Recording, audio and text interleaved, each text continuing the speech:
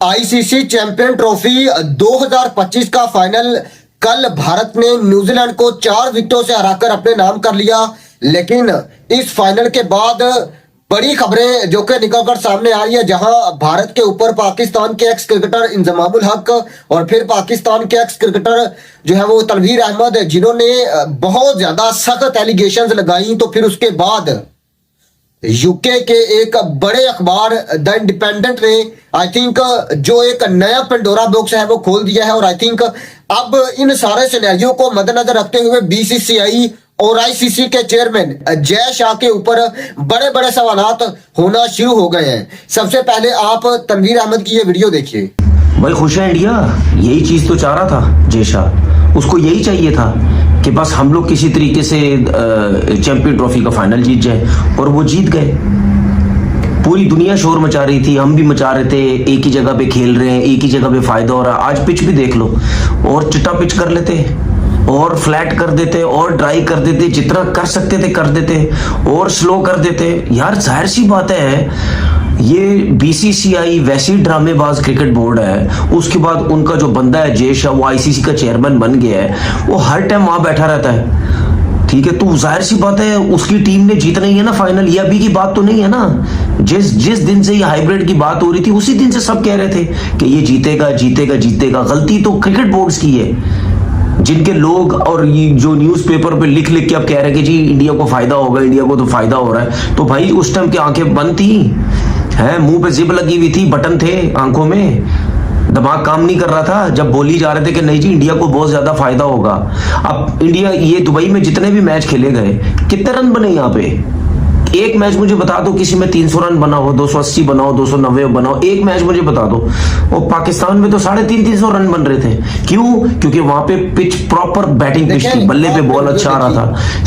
सबसे पहले एक बात आपको बताते हैं कि जब 2025 की चैंपियन ट्रॉफी को हाइब्रिड मॉडल के ऊपर लाया गया, तब ही जय शाह के जो इरादे हैं वो बहुत ज्यादा साफ थे कि इंडियन टीम एक ही वेन्यू के ऊपर अपने तमाम मैचेस खेलेगी। और देखें, इसमें ना तो हम देखें, अगर इंडिया पाकिस्तान के अंदर आकर नहीं खेली तो पाकिस्तान और इंडिया के मैटर्स एक अलग बात है, लेकिन न्यूजीलैंड की टीम, साउथ अफ्रीका की टीम और ऑस्ट्रेलिया की टीम का क्या कसूर था? उनको बिला वजह ट्रैवलिंग क्यों करवाई गई? और दूसरी तरफ देखें, अगर आपने मैच के बाद मिचेल सेंटनर का वो पोस्ट मैच प्रेजेंटेशन में बयान सुना, तो आई थिंक वो बीसीसीआई और आईसीसी के ऊपर बहुत ज्यादा वो जो है वो दुख का इजहार कर रहे थे, बहुत ज्यादा वो निराश थे, क्योंकि उनको पता था कि वो ये फाइनल जीतना डिजर्व करते थे। और आई थिंक जिस तरीके से फेयरलेस क्रिकेट उन्होंने थ्रू आउट द टूर्नामेंट खेली थी, मेरे ख्याल से वो टीम डिजर्व करती थी।